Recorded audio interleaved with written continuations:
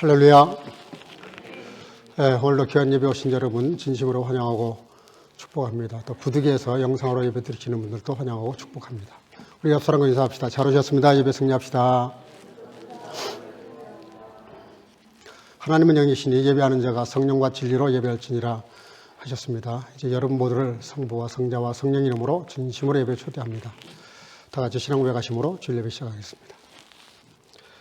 전능하사 천지를 만드신 하나님 아버지를 내가 믿사오며 그 외아들 우리 주 예수 그리스도를 믿사오니 이는 성령으로 잉태하사 동정녀 마리아에게 나시고 본디오 빌라도에게 고난을 받으사 십자가에 못 박혀 죽으시고 장사한 지 사흘 만에 죽은 자 가운데서 다시 살아나시며 하늘에 오르사 전능하신 하나님 우편에 앉아 계시다가 저르러서 산자와 죽은 자를 심판하려 오시리라. 성령을 믿사오며 거룩한 공예와 성도와 서로 교통하는 것과 죄를 사하여 주시는 것과 몸이 다시 사는 것과 영원히 사는 것을 믿사옵나이다. 아멘. 자리에 앉으시고 찬송가 25장을 부르시겠습니다.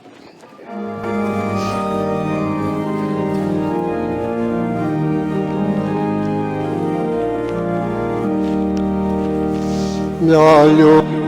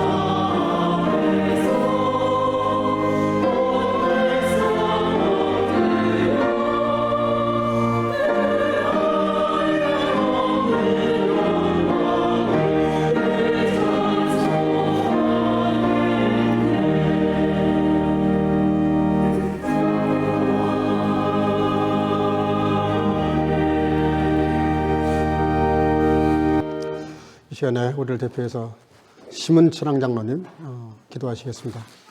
다 같이 기도하시겠습니다. 장로의 권한 되시는 하나님, 오늘도 주님의 날에 예배당에 나와 대면으로 예배를 드릴 수 있게 하시니 참으로 감사를 드립니다. 지금 사순절을 지나고 있습니다. 나를 위한 주님의 권한과 고통을 생각하며 우리의 신앙을 돌아보며 새롭게 나아갈 수 있는 시간이 되도록 역사하여 주시옵소서. 또한 지난 한 주간에는 우리 선교교회의 핵심 선교사들이 코스텔을 지나게 하시고 동서유럽에서 한국에서 그리고 미국에서 많은 주의 종들과 다음 세대를 보내주셔서 은혜의 동산에서 큰 은혜 가운데 마치게 하심을 감사드립니다.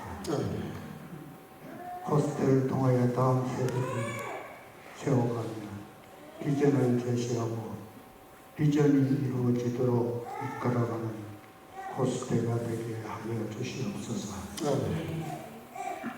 코스텔 대표로 섬기시는 한은선 담임 목사님과 사모님 그리고 감사팀장으로 섬긴 게이커즈 사회가 모든 스태프들의 수고를 축복해 주시기를 바랍니다. 오늘 기괴하게 사용하시는 김명구 목사님을 모셔주소서. 말씀을 전개해 주실 때 성교 과정 모두가 마음을 열고 마음의 눈으로 받아 풍성한 열매 맺는 삶이 되게 하여 주시옵소서. 예배를 돕는 손길들을 축복해 주시고 마칠 때까지 성령님께서 인도해 주시기를 바라고 예수 그리스도의 이름으로 기도합니다. 아멘.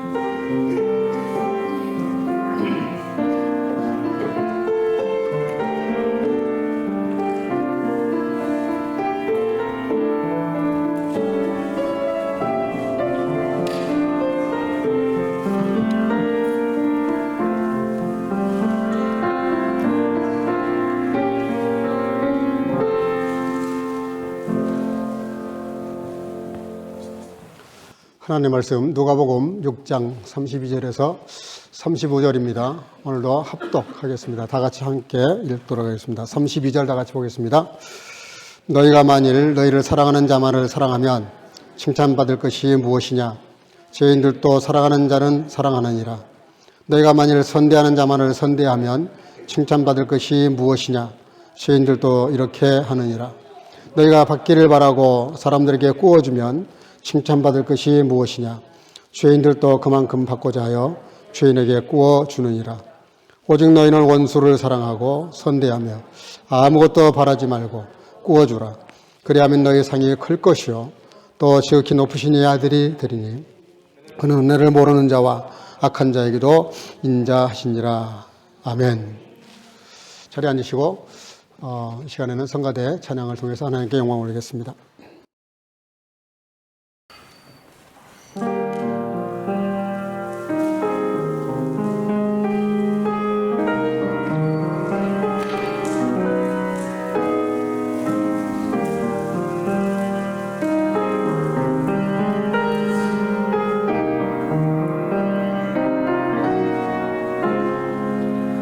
지으신 하나님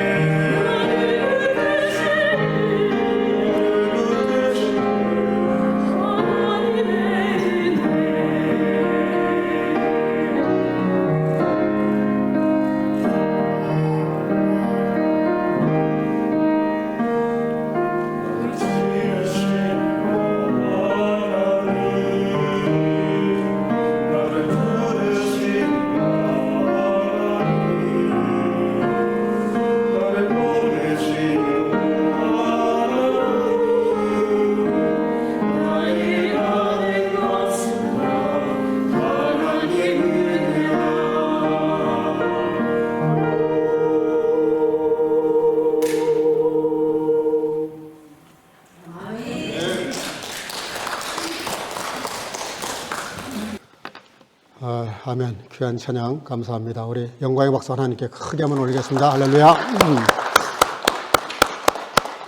네, 오늘은 참 귀한 우리 목사님이 오셨습니다. 그 목사님은 아실 거예요. 아마 여기 오래되신 분들은 김희태 목사님이라고 저희 교회 오셔서 부흥회도 하시고, 그 목사님의 아드님이십니다. 얼굴이 훨씬 더 잘났죠?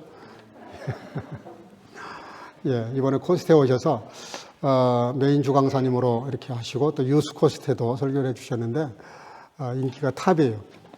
그래서 지금 벌써부터 내년에 꼭 초대해야 된다고 저한테 압박이 막 들어오고 있습니다. 너무 귀한 말씀을 잘 증거해 주셨는데 오늘도 이렇게 일부러 시간 내서 여기까지 왔습니다. 우리 나오실 때 우리 박수로 할렐루야로 환영하겠습니다. 네, 할렐루야. 네.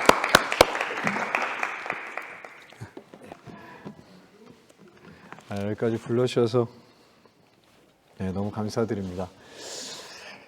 요새 혹시 한국 드라마 보고 계신가요? 저만 보고 있는 것 같네요. 여러분들이 뭐 한국 드라마든 독일 드라마든 어떤 드라마를 보시는지 아는데 저는 그 드라마 주제는 알 것 같아요. 아마 사랑 아닐까요? 여러분들이 보고 계시는 드라마가 만약에 어떤 외계인이 지구에 찾아와서 이 사람들이 뭐가 관심 있나 해서 우리의 드라마와 영화와 만약에 노래를 듣는다면 아마도 지구인들은 사랑이라는 것에 빠져 있다라고 생각할 것 같아요. 모든 영화, 드라마, 노래는 다 사랑에 대해 얘기하고 있으니까요. 그런데 우리 현실은 그렇지 않죠? 저는 여기 오기 전에 약간 독일의 상황에 대해서 좀 알아봤습니다. 요새 유행하는 챗 GPT라는 걸 통해서 좀 알아봤는데요. 독일도 여전히 한국과 동일하게 가정폭력 문제가 대단히 심각하더라고요. 한국 상황을 혹시 아시는지 모르겠지만 팬데믹 기간 가운데 한국은 두 가지가 늘어났는데요. 하나는 아이들이 많이 태어났고요. 두 번째는 이혼을 많이 했습니다. 왜냐하면 함께 지내지 않았던 사람들이 함께 지내면서 너무나 많이 싸우기 시작했거든요. 독일 같은 경우에도 평상시보다 팬데믹 기간에 가정폭력이 약 20% 정도 늘어나서 정부가 이 문제를 해결하기 시급하게 어떤 기관들을 만들고 있다는 것들을 알게 되었습니다. 마찬가지로 데이트 폭력에 대해서 제가 좀 알아봤는데요. 16살부터 85세까지의 이제 커플 중에서 37%의 사람들이 정신적, 육체적, 언어적 폭력을 경험했다. 그러니까 거의 반 정도가 경험했다고 할 수 있겠네요. 제가 왜 이 두 가지 얘기를 드리냐면요. 가장 사랑해야 되는 가족과 또 가장 사랑할 수밖에 없는 연인 사이에서도 이런 폭력이 끊임없이 더 늘어나고 있는 것이 현실이라고 하는 것이죠. 제가 말씀드리고 싶은 건 뭐냐면 어느 시대보다 사랑이란 단어가 영화나 드라마나 노래에 넘쳐나지만 마찬가지로 어느 시대와 보다도 사랑에 대해서 알기 어려운 시대가 된 것 같습니다. 저는 이런 상황에서 도대체 사랑이라는 게 뭔지에 대해서 성경은 무슨 얘기를 하고 있는지, 예수께서는 어떤 얘기를 하셨는지 오늘 성경을 보면서 우리의 사랑에 대해서 좀 생각해 보려고 합니다. 성경은요, 지금까지 우리가 일상에서 들었던 사랑과 세 가지 면에서 대단한 차이가 있습니다. 첫 번째로는 사랑의 대상이 다른데요. 이걸 설명하기 위해서 예수께서는 대조의 방법을 사용하셨습니다. 오늘 읽었던 본문 32절부터 34절에 보면 성경이 말하는 사랑이 우리가 생각했던, 우리가 경험한 사랑과 얼마나 다른지를 얘기하기 위해서 죄인이라는 단어를 사용하고 있습니다. 첫 번째 이렇게 말하죠. 죄인은 사랑하는 사람을 사랑한다. 죄인은 나를 사랑하는 사람만을 사랑한다. 근데 여러분을 사랑하지 않는 사람은 그럼 누굴까요? 그러니까 오늘 처음 만난 저 혹은 뭐 관계가 없는 사람일까요? 성경 그렇게 말하고 있지 않습니다. 28절을 보겠습니다. 앞에 본문을 보면요. 너희를 저주하는, 또 계속 보면 너희를 모욕하는, 29절을 보면 너희의 뺨을 때리는.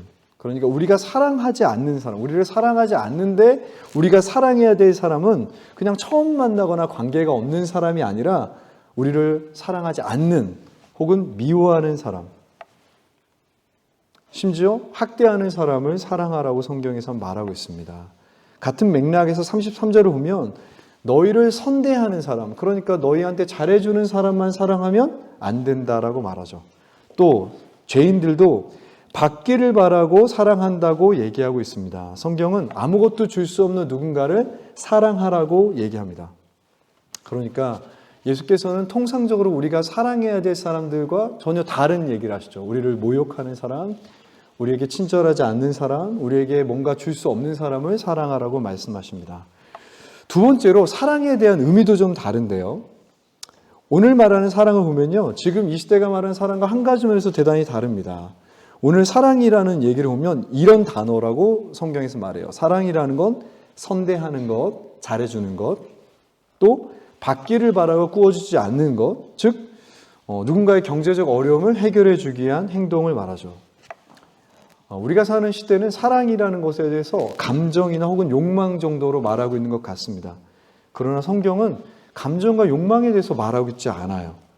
그러니까 누군가에게 선대하는 거, 잘해주는 거, 돈을 주는 거, 이것들은 행동이죠. 어떤 결정입니다. 성경에서 말하는 사랑은 감정보다는 의지와 조금 더 관련이 있는 것 같아요. 다행이죠. 왜냐하면 여러분을 미워하는 사람을 사랑할 수 있을까요? 그러니까 여러분을 미워하는 사람에게 좋은 감정을 가질 수 있을까요? 혹은 우리가 지나가다가 만날 수 있는 노숙자분들에게 좋은 감정을 가질 수 있을까요? 혹은 평생 우리에게 상처를 줬던 가족 가운데 좋은 마음을 가질 수 있을까요? 그런데 성경은 다행스럽게도 감정은 필수적인 것이 아니라고 말합니다. 제가 되게 좋아하는 얘기가 있는데 혹시 손양훈 목사님이라는 한국 목사님 이야기를 아시는가요? 보통 별명이 사랑의 원자폭탄이라고 하는 분이죠. 일제시대 때 목사님 중에서 저희가 존경하는 목사님 중에 한 분이십니다. 이분이 유명한 이야기는 자기 아들 2명을 죽인 사람을 양자로 입양한 사건입니다. 대단하죠? 아들 2명을 죽인 사람을 입양했다는 것. 그래서 별명이 사랑의 원자폭탄, 원자탄이라고 합니다. 근데 제가 이분의 막내 따님 송동희 권사님의 간증을 들었는데 저는 다른 게 되게 좋았어요. 그러니까 어떤 게 좋았냐면 그 입양한 그러니까 입양한 아들에 대해서 가족들이 잘 안 해줬대요. 저는 그게 참 좋더라고요. 그 자기 아들을 죽인 사람한테 어떻게 잘해줍니까? 입양한 행동이 멋있죠. 대학까지 공부시켜줬다는 게 멋있는 거죠. 그렇지만 좋은 감정은 아니었다고 권사님이 말할 때 저는 참 은혜가 됐습니다. 그러니까 무슨 뜻이냐면요. 어떻게 우리를 미워하고 고통을 주는 사람에게 좋은 감정을 가질 수 있죠? 성경은 거기까지 얘기하고 있지는 않습니다. 그런데 이런 얘기는 하죠. 좋은 감정이 아니더라도 행동은 할 수 있지 않습니까?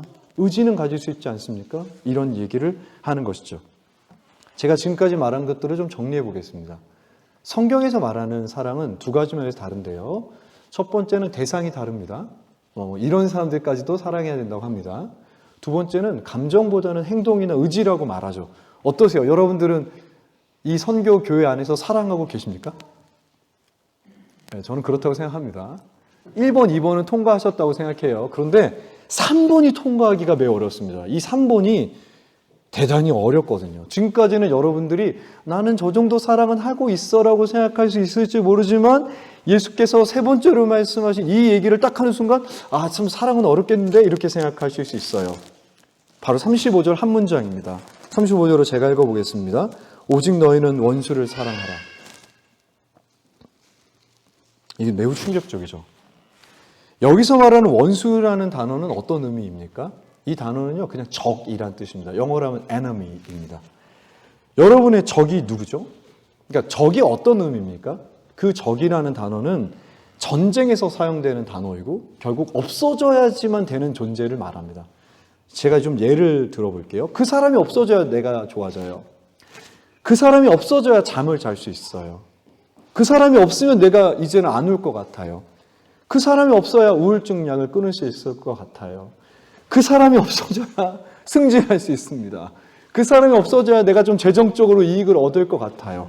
바로 그 사람을 원수라고 합니다. 자다가도 속 쓰리게 하는 사람. 길에서 만날 것 같으면 돌아가는 사람. 내가 어떻게 좀 갚아줄까 그냥 내가 그렇게 일부러 하는 게 아니라 그런 생각이 나는 사람.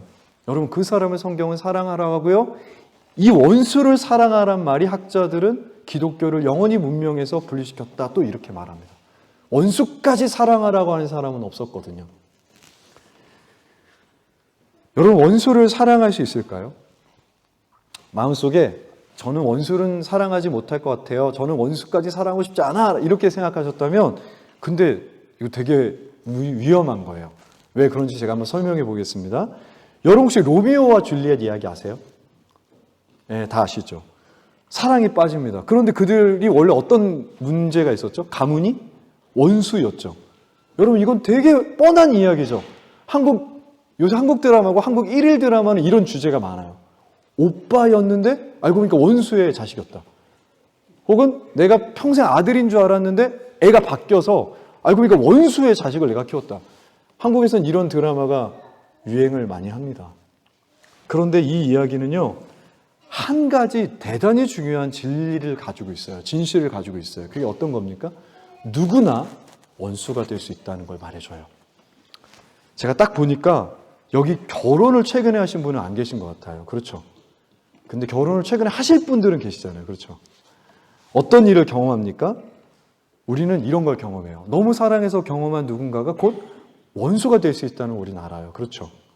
그러니까 저는 경험했거든요. 물론 계속 그렇게 되진 않습니다. 분명히 매일같이 원수로 지내진 않아요. 그렇지만 와, 저 사람 진짜 원수 같다. 그런 느낌을 느낄 수 있죠. 제가 하고 싶은 말은 이것입니다. 심지어 우리가 가장 사랑하는 사람도 원수로 드러날 때가 있거든요. 혹은 원수처럼 느껴질 때가 있거든요. 우리가 다 알다시피 처음 사람이었던 아담과 하와는요, 너무 사랑했었는데 바로 선악과 이후에 원수처럼 느꼈다고 해요. 그의 자식이었던 가인과 아벨은 형제지간이었지만 바로 원수가 돼서 살인을 하게 됩니다.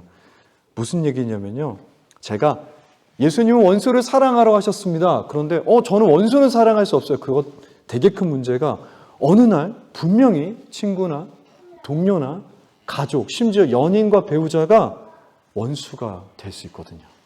원수처럼 느껴질 수 있습니다. 그리고 중요한 건 뭐냐면요, 원수를 사랑하라는 그 말은 내 이웃을 사랑하는 말과 사실 별 차이가 없는 말입니다. 누구나 원수로 나타날 수 있거든요.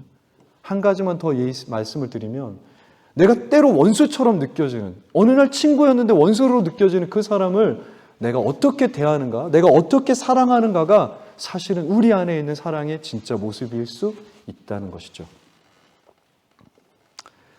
슬픈 것은 우리가 연인과 부모님, 동료, 배우자, 친구 중에 순식간에 어느 날 갑자기 원수 같은데 이렇게 느껴질 때 우리의 사랑이 드러나고, 그 사랑을 가지고 우리가 씨름할 때서야만 그 사랑이, 우리 안에 있는 그 사랑이 온전해질 수 있게 되는 것입니다. 잠시 예수께서 하셨던 사랑에 대한 얘기를 나눴는데요, 세 가지가 다르다는 얘기를 드렸습니다. 첫 번째는 대상이 다르고요, 두 번째는 이 시대가 말하는 감정과 욕망이라기보다는 행동과 의지에 가깝고요, 세 번째, 예수께서는 원수를, 즉 우리의 모든 이웃을 사랑하라고 하셨습니다. 어렵죠. 이건 매우 어렵습니다. 그런데 이 시대에는 더욱더 어려워진 것 같아요. 혹시 여러분은 아시는지 모르겠는데, 제가 조금 좋아하는 여기 독일에서 활동하시는 철학자 한 분이 계시는데, 한병철 씨라는 철학자가 계시죠. 피로사회라는 책을 쓰셨습니다. 그분이 에로스의 종말이라는 책을 쓰시면서 이런 선언을 하십니다. 내가 봤을 때 이 시대의 사랑이란 단어는 끝난 것 같다. 되게 위험한 얘기죠. 더 이상 사랑은 없는 것 같다. 그럼 왜 없어졌다고 말하냐면 이렇게 말합니다. 사랑은 소비가 된 것 같다. 이 사람들은 사랑을 사고 있는 것 같다. 소비가 뭡니까? 자기의 필요를 채우기 위해 구매하는 것이죠. 그러니까 시간과 감정과 재정을 자기가 원하는 걸 얻기 위해서 어떤 것과 교환하고 있는 것이죠. 근데 여러분, 사랑하다 하는 게 결혼이죠. 근데 결혼이 소비가 된 것 같다라고 말합니다. 원래 부부는 무엇입니까? 혹시 여러분들 결혼하실 때 주례사로 이런 얘기 들어보신 적 있으세요? 뭐 검은 머리가 팥불이 될 때까지 생사고락간에. 근데 요새는 그런 주례를 안 하거든요. 한국에서는 그냥 그런 거 아니라는 거 이제 우리 다 알거든요. 요새 결혼은요, 경제적 안정을 위한 파트너를 구하는 것입니다. 한국에서는 이런 생각이 많아요. 혼자 여행 다니기 좀 위험하면 어떤 사람과 함께 여행하는 것, 그런 생각이 많이 있습니다. 즉 결혼도 점점 소비가 되어져 가고 있는 것이죠. 왜 그렇습니까? 시대에 대한 생각이 바뀌었기 때문입니다. 어떤 게 바뀌었냐면요, 어느 시대에나 있었겠지만 탐욕스러운 것을 부끄러워하지 않는 시대가 됐어요. 내가 내 욕망을 충실히 만족시키는 것, 이것이 전혀 문제가 안 되는 시대가 되었어요. 지금 이 시대는 우리가 가지고 있는 욕망을 선하다고 그걸 계속 부추겨서 계속 물건을 사게 만드는 시대가 되었습니다. 간단히 말하면 성경이 말한 대로 사랑이 식어가고 있는 시대가 되었습니다. 반대로 말하면 나를 향한 사랑만 불타는 시대가 되어버린 것이죠. 바로 이 시대에서 우리가 예수의 사랑을 할 수 있을까요? 쉽지 않습니다. 그렇지만 분명히 가능성이 있는 부분이 있는데요. 오늘 본문에 좀 이상한 부분이 있거든요. 35절을 보겠습니다. 35절을 함께 읽으실 수 있으시면 읽으면 좋겠는데요. 마지막 부분에 좀 초점을 맞춰서 읽어보도록 하겠습니다. 35절 읽습니다. 오직 너희는 원수를 사랑하고 선대하며 아무것도 바라지 말고 구워주라. 그리하면 너희 상이 클 것이요 또 지극히 높으신 이의 아들이 되리니 그는 은혜를 모르는 자와 악한 자에게도 인자하시니라. 아멘. 성경을 많이 읽으신 분들은 이 본문이 좀 특별하다는 걸 알 수 있으세요. 뭐냐면요, 마태복음 5장 45절에 똑같은 말씀이 있습니다. 보통 그걸 병행구절이라고 해요. 그런데 그 말씀에는 마태복음 5장 45절에는 악인과 선인이라고 되어 있는데 이 구절에는 은혜를 모르는 자와 악한 자라고 되어 있어요. 악한 자와 선인이라고 되어 있지 않고요. 그러니까 여기 은혜라는 단어가 나오지 않습니까? 그런데 여러분 32절부터 35절, 34절까지 은혜라는 단어가 사실 3번이나 나오고 있습니다. 그러니까 헬라어로 카리스라는 단어가 3번이 나오거든요. 한번 보세요. 어디 있는지.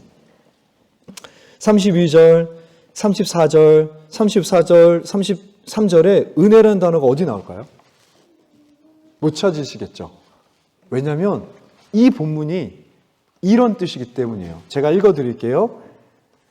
너희가 만일 너희를 사랑함한 자만을 사랑하면 칭찬받을 것이 무엇이냐. 33절. 너희가 선대하는 자만을 선대하면 칭찬받을 것이 무엇이냐. 34절. 너희가 받기를 바라고 사람에게 구워주면 칭찬받을 것이 무엇이냐. 이 칭찬하다가 은혜란 뜻입니다. 그러니까 느낌을 좀 살려볼게요. 제가 헬라어를 독일어로 번역을 못하거든요. 제가 독일어를 못하니까요. 영어로 좀 번역을 해보면 이런 의미입니다. 제가 그냥 문장 순서 그대로 번역을 해본 겁니다. What grace is that to you? 이런 뜻입니다. 그러니까 칭찬받을 것이 무엇이냐가 제가 직역을 하면 어떤 뜻이냐면 만약에 그렇다면 여러분에게 은혜는 무엇입니까? 만약 선대받을 것을 알고 선대한다면 여러분에게 그 은혜는 무엇입니까? 만약 받기를 생각하고 구워준다면 여러분에게 그 은혜는 무엇입니까? 3번이나 성경은 물어보고 있는 것이죠. 사랑을 하면 지극히 높으신 이의 아들이 되리니. 근데 조금 번역이 아쉬워요. 원래는 show란 뜻이 있어요. display란 뜻이 있어요. 무슨 뜻이냐면 너희가 만약 그렇게 하면 지극히 높은 이의 자녀라는 것이 드러나게 될 것이다. 알게 될 것이다 라는 뜻입니다. 무슨 이야기입니까? 너희는 이렇게 사랑해야 된다라고 예수께서 얘기하신 게 아닙니다.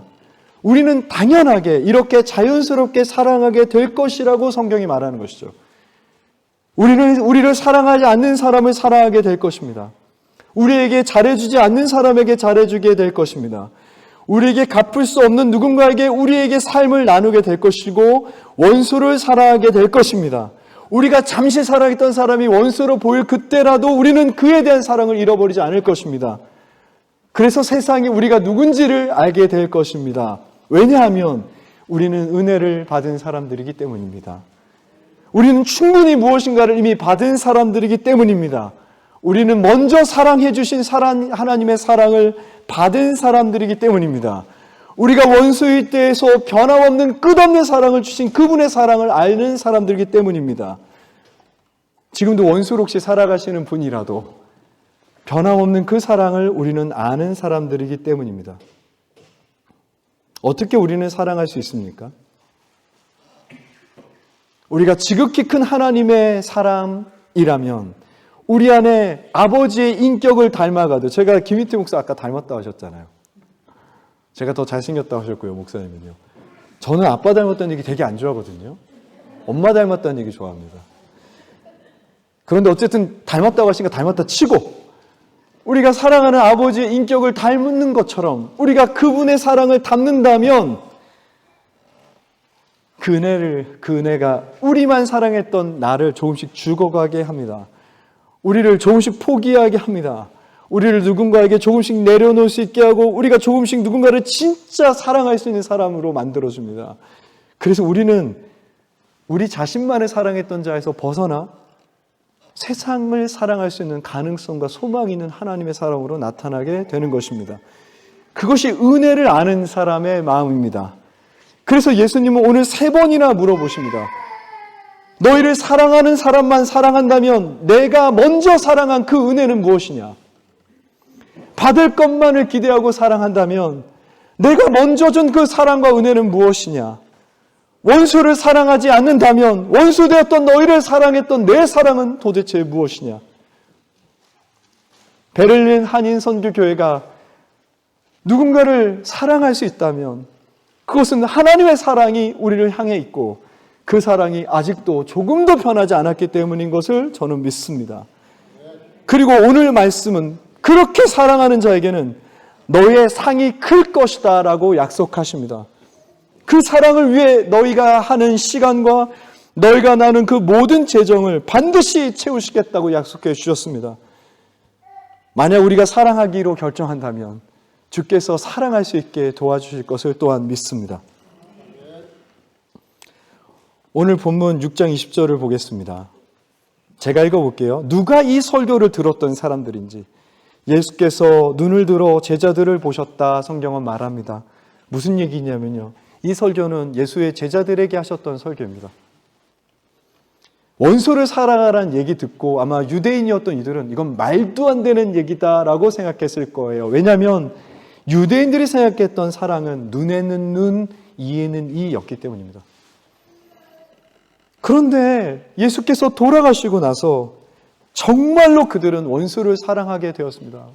예수를 모욕하고 죽였던 그들이 사랑했던 하나님, 그들이 사랑했던 친구, 그들이 사랑했던 스승을 죽인 그들을 위해 예루살렘에 남았고 그들에게 주의 복음을 전했고 예루살렘 전체가 이 사랑에 동참하게 만들었던 것이 초대교회입니다. 만약 여기 앉아 계신 누군가가 원수를 사랑하는 건 말이 안 되지 여전히 그렇게 생각할 수 있으실 거라고 저는 생각해요. 예수가 했던 얘기는 현실적이지가 않아 이렇게 얘기할 수 있다고 생각해요. 근데 여러분에게 만약 그렇게 생각하시면 물어보고 싶습니다. 그렇다면 우리가 개인적으로 살아가면서 혹은 이런 공동체로 살아가면서 혹은 온 세계가 살아가면서 나아가야 될 방향은 어디입니까? 우크라이나 러시아 전쟁 중입니다. 너무 슬픈 얘기가 많습니다. 그래서 여기가 춥죠. 그렇죠? 저 깜짝 놀랐습니다. 이렇게 추운 곳에 예배하는 여러분들 보면서 서로 계속 죽이고 있습니다. 지금 바하무트라는 지역에선 하루에 300명에서 500명 정도 되는 젊은 군인들이 죽는다고 들었습니다. 그걸 밋 그라인더라고 하는데 1차 세계대전 때 참호전이 시작됐다는 얘기를 들었습니다. 우크라이나 군도 독일 군도 계속해서 전략적으로 각자의 여성들을 강간하라는 명령이 내려오고 있다고 들었습니다. 전쟁 끝나고 그들이 어떻게 회복할 수 있을까요? 이미 서로 원수가 되어버렸는데. 같은 민족이지 않습니까? 슬라브 민족. 자, 남한과 북한 문제 해결됐습니까? 해결이 되지 않습니다. 왜 전쟁이 일어났습니까? 우크라이나는 우크라이나 이유가 있지 않을까요? 러시아는 러시아 이유가 있지 않을까요? 저는 잘 모르겠습니다. 그런데 저는요, 어떻게 해야 전쟁이 끝나고 어떻게 해야 전쟁의 상처가 없어지는지는 알고 있습니다. 그것은 여전히 예수의 말씀이십니다. 원수를 사랑하라 하셨습니다. 여러분들이 원수를 사랑하는 그 말이 너무 현실적이지 않다고 생각할지 몰라도 여전히 전쟁을 끝낼 수 있는 것도 원수를 사랑하라 하셨던 예수님의 말씀이에요. 전쟁 이후에 어떻게 회복할지도 원수를 사랑하라는 말씀 외에는 저는 다른 말씀을 잘 모르겠습니다.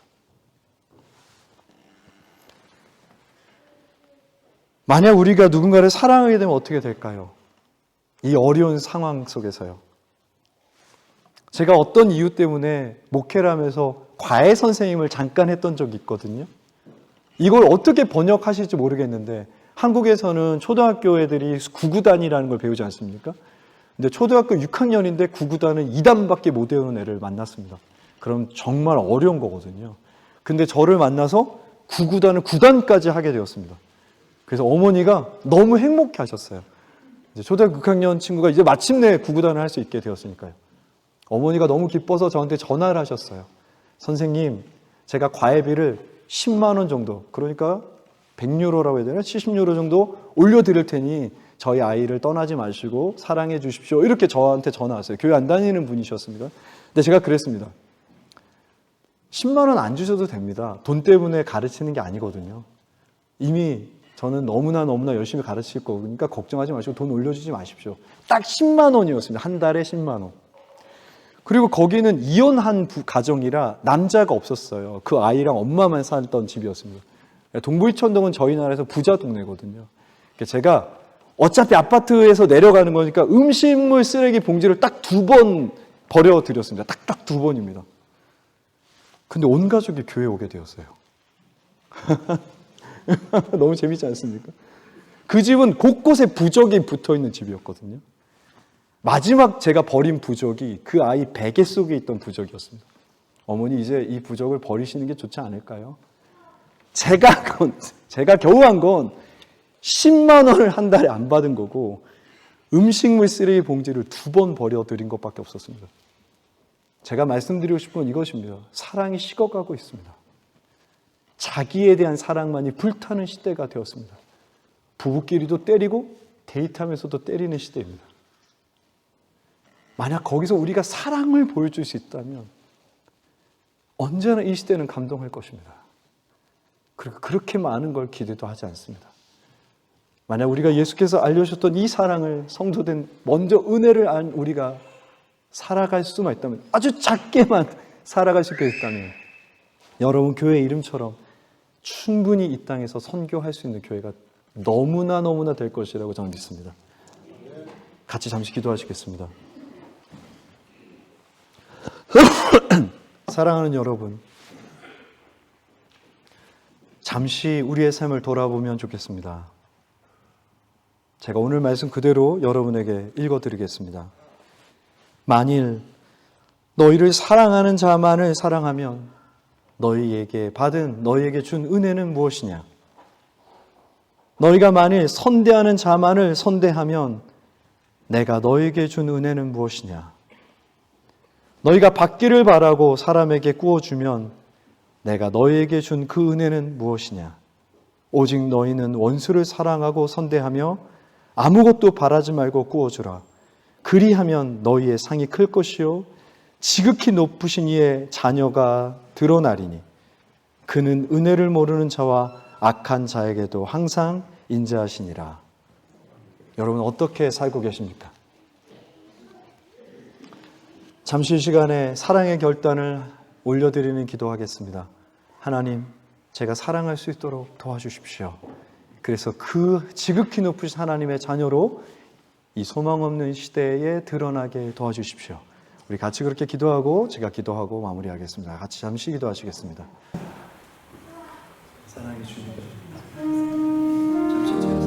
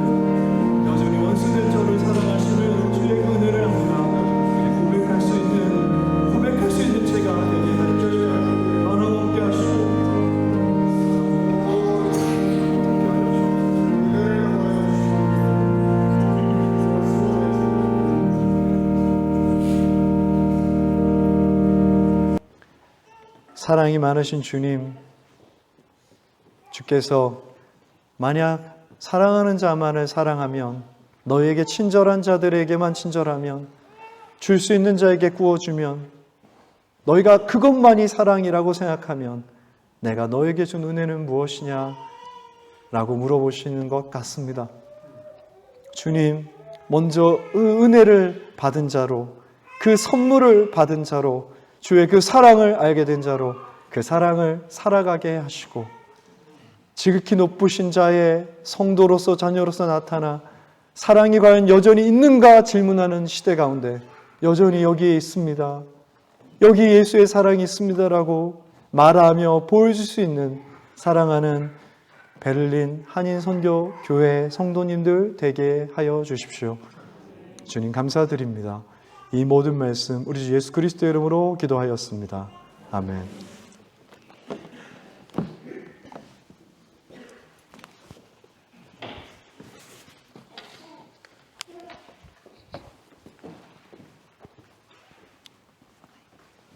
네, 말씀 듣고 감사합니다. 우리 영광의 목사 하나님 올리십시오. 할렐루야.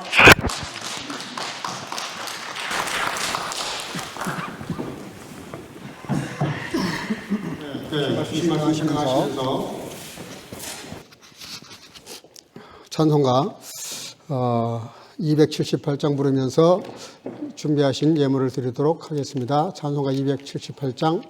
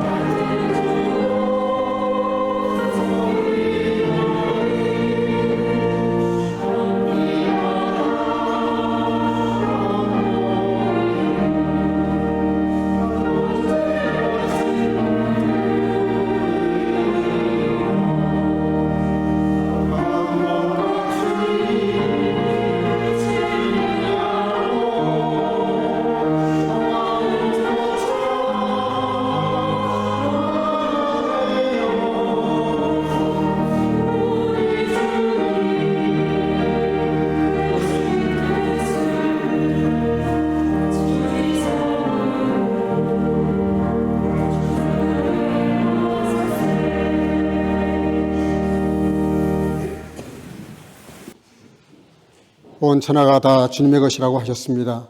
주님께로 나왔고 주님께로 말미암다가 주님께로 다 돌아갈 것이기에 애초부터 내 것은 아무것도 없었는데 우리는 마치 모든 것이 내 것인 것처럼 생각하고 살아갈 때가 얼마나 많은지, 모든 것이 주님께로부터 왔음을 기억하고 잊지 말고 감사하며 풍요롭고 은혜로운 삶을 살라고 우리에게 열의 하나는 내 것이라고 말씀하시면서 11조를 명하신 아버지 하나님, 어째 11조만 주님의 것이겠습니까? 모든 것이 다 주님의 것인데 참으로 엉망문지 일이라도 그 은혜에 깨닫고 감사하는 마음으로, 사랑으로, 믿음으로, 감사함으로 드리는 모든 심령들에게 그렇지 않은 인생보다 더 차고 넘치는 인생을 살아갈 수 있도록 축복해 주시기를 간절히 소원하옵고, 신앙의 끝에 감사라고 하셨는데 감사는 모든 주의 자녀들 더 큰 감사의 문을 열어주시고 그 감사 자체가 복인 줄을 깨닫게 도와주셔서 늘 넘치는 삶을 살아갈 뿐만 아니라 아버지 또한 참으로 죽어가는 영혼들을 살리는 구령 사업을 위해서, 아버지의 전도와 선교를 위해서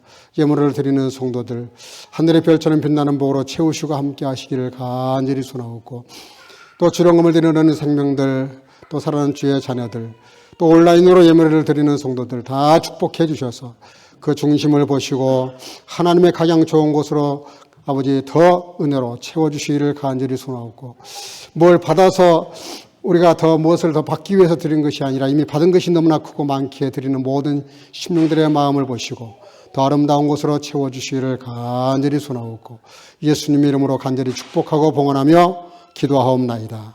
아멘.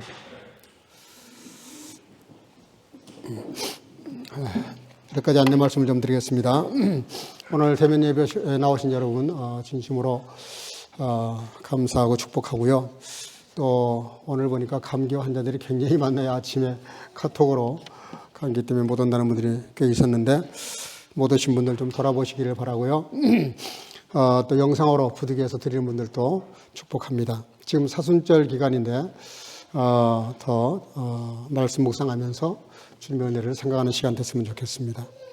오늘 이렇게 말씀을 증거해 주신 우리 목사님, 사모님이 같이 이렇게 오셨네요. 예, 한번 같이 인사 한번 하시겠어요? 예, 우리 박수로.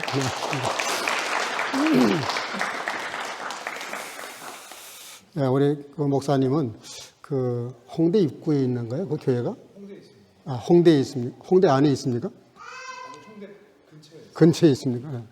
아니, 하도 개척하신 지가 지금 뭐 한 4, 5년밖에 안 된 것 같은데. 7년 됐습니까? 내 세월하고 우리 목사님 세월이 좀 다른 것 같아요. 어쨌든 그 어간에 개척을 해서 그렇게 지금 한 500여 명이 다 됩니다. 씨앗교회라고 혹시 한국 가시게 되면 가보시기를 바랍니다. 오늘 귀한 말씀 증거해 주셔서 너무 감사하고, 내년에 코스 또 오실 거죠? 할렐루야. 우리 박수로 한번 다시 한번 격려하겠습니다. 여러분들 기도해 주셔서 이번에 그 르헤 기독교 수양관에서 약 280명 정도 이렇게 모였습니다. 참 너무 귀한 시간이었고 같이 못 간 여러분들이 자꾸 생각나더라고요. 이렇게 좋은 시간에 파리에 참가했던 성도님 한 분은 간증을 했대요. 도대체 이걸 어찌 해야 되나? 이 받은 엄청난 은혜들을 어떻게 감당을 해야 되나? 그렇게 간증을 했나, 목사님이 그거를 페이스북에 올려놨길래 제가 이번 코스 때 최고의 간증이라고 댓글 하나 달아드렸습니다. 그렇게 은혜가 차고 넘쳤습니다. 특별히 또 어린이 코스테, 또 중고등부 유스 코스테, 뭐 60명, 40명, 50명 이렇게, 또 청년 코스테, 또 성인 코스테, 그리고 목회자와 선교사 코스테까지 있습니다. 5 부류로 나누어서 각각 동시에 그 강의가 이루어졌습니다. 어쨌든 여러분들이 1년 동안 기도하시고 또 여러분들이 드린 선교 헌금, 우리 교회도 3,000유로를 헌금을 했고 후원했고, 그런데 이제 그 전체 예산은 한 55,000 정도는 들어갈 것 같습니다. 지금 결산 아직 못 해봤는데 거의 맞지 않겠나 싶은데, 한 번도 우리가 부족하지 않도록 채워주셨던 하나님이시기 때문에 이번에도 채워주시리라고 믿고 감사를 드립니다. 또 우리 특별히 청년부 회장을 비롯해서 5명, 그리고 우리 간사, 우리 개구집사님 어디 갔어요? 예. 우리 개구집사 이번에 너무 많이 수고를 했어요. 뭐 일을 하나 맡기면 확실하게 끝을 내주니까 제가 늘 감사하게 생각을 합니다. 이번에 간사 팀장과 우리 청년들 잠깐 일어나 볼래요? 간사들? 몸살 감기들이 다 난 것 같은데, 저 뒤에 여기 앞에 우리 정희 박사 있습니다. 할렐루야. 저는 될까 싶었어요. 이거 7, 8명 가지고 그 많은 사람들을 어떻게 케어를 하나. 근데 목사님들이 한결같이 그렇게 말씀하세요. 너무너무 정말 별표함이 없이 어떻게 해서라도 이렇게 도와주려고 애를 쓰는 모습을 보고 거기에 또 은혜를 받았다 그러고요. 목사님 한 분은 저한테 오셔가지고 특별히 감사하고 은혜를 받았다 그러길래 뭐 혹시 내 설교에 은혜 받았나? 은근히 그렇게 기대를 하고 물어봤더니 다음에 말하겠다 그래서 왜 그런 걸 다음에 말하냐고 지금 당장은 얘기하라 그랬더니 뭐에 은혜를 받았냐 그랬더니 38회 제가 이제 마지막 시간에 대표로서 당부의 말씀을 하는 가운데 제 38회 2023년 유럽 코스트의 수양회가 잘 이렇게 맞춰졌다는 감사 인사를 했는데 그 목사님은 38이라는 글자의 은혜를 받았다 그래요. 도대체 그게 뭐 은혜가 됩니까? 그랬더니 38회라는 말은 37회가 있다는 말이고 6회가 있고 35회가 있고 쭉 거슬러 올라가 보면 1회가 있을 텐데 그 많은 37번 그 매년마다 했던 그런 것들이 떠오르면서 자기는 38이라는 그 글자가 너무 크게 다가와 가지고 이번에도 38번째 이 코스를 하시느라고 얼마나 수고가 많으셨냐. 저는 38이라는 그 글자 하나에 은혜 받았다 그래서 속으로는 겉으로는 그러셨습니까? 그런데 속으로는 정말 참 희한하게 은혜 받는 분들도 많다. 그런 생각이 들었어요. 그만큼 코스트가 동서유럽의 450교회에 그 끼치는 영향력이 생각보다 크고 많습니다. 이번에 어쨌든 참석했던 모든 분들이 저한테 와서 제가 너무 미안할 정도로 은혜 받았다 그러고 감사하다 그러고 지금 3박 4일 하고 있는데 4박 5일을 하자고 또 이렇게 강력히 이렇게 요청하는 분들이 많습니다. 어쨌든 기도해 주신 여러분들 감사를 드립니다. 우리 그 유재열 권사님 유자가 좀 빠졌는데 유재열 권사님 그 부근 되시는 만프레드 베커 지난번 2월 19일 아침에 천국에 가셨는데 30일 날 여기 나와 있는 주소에서 하이데 프리데 호프에서 천국 환송 예배가 있습니다. 난 12시인데요. 기도해 주시고 많이 참석하셔서 같이 이루어 주시기를 바랍니다. 특별히 트르키예와 시리아 진인 때문에 많은 난민이 났습니다. 그리고 약 5만 명 넘게 사상자가 났는데 이웃나라에서 어려운 일을 겪고 있는데 우리가 모른 척할 수 없죠. 좀 금식도 하고 이제 사순절 기간 때는 좀 금식하면 좋습니다. 건강에도 좋아요. 그렇게 해서 좀 구제점검을 좀 하시면 돕도록 그렇게 하겠습니다. 나머지는 참고하시길 바라고 이 시간에 잠깐 한 5분 정도 코스 영상을 좀 스케치 영상을 잠깐 보도록 하겠습니다.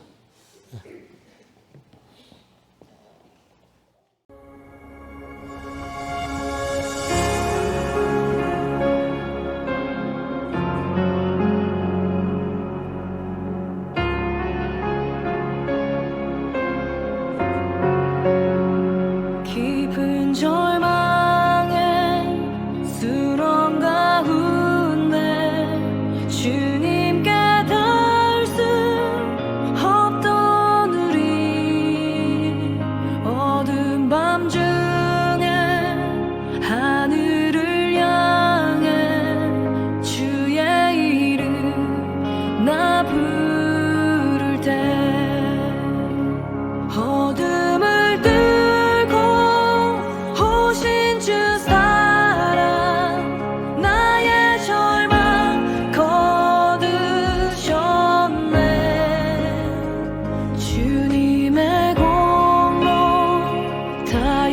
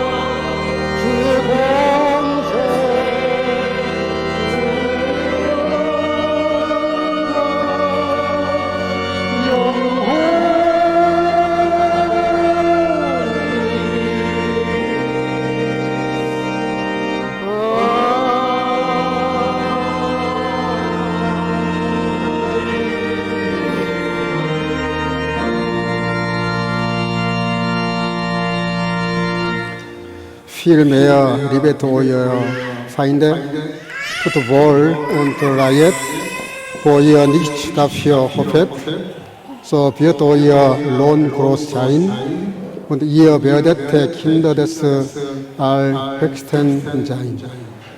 Denn er ist gütig über die Undankbaren und Bösen. Die Gnade unseres Herrn Jesus Christus und die Liebe Gottes und die Gemeinschaft des Heiligen Geistes sei mit euch alle. 아멘. 오직 너희는 원수를 사랑하고 선대하며 아무것도 바라지 말고 꾸어주라. 그리하면 너희 상이 클 것이요 또 지극히 높으신 이의 아들이 되리니 그는 은혜를 모르는 자와 악한 자에게도 인자하시니라.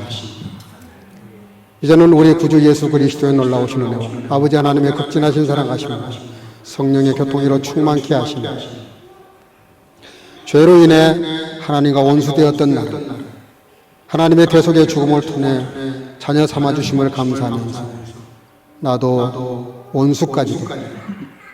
원수까지도 사랑하며 살아가기를 마음속에 결단하고도 여기 모인 모든 순교가족 지체들고 영상으로 예배드리는 주의 자녀들 머리 위에 이제로부터 영원토록 함께 있을지어다. 아멘.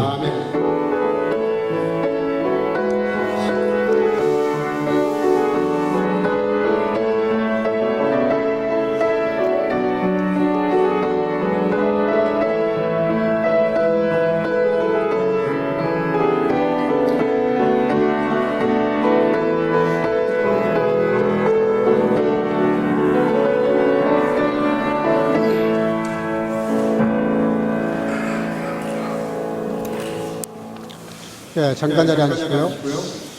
우리 송건호 형님 지난주간 생일이었습니다. 여기 뒤에 있는 잠깐 일어나시죠. 네, 우리 생일 축하 한번 하겠습니다. 네. 감사해요 당신을 보내신 당신을 통해 일하시는 하나님 사랑해요 당신의 모습 그대로 축복해요 당신이 걷는 길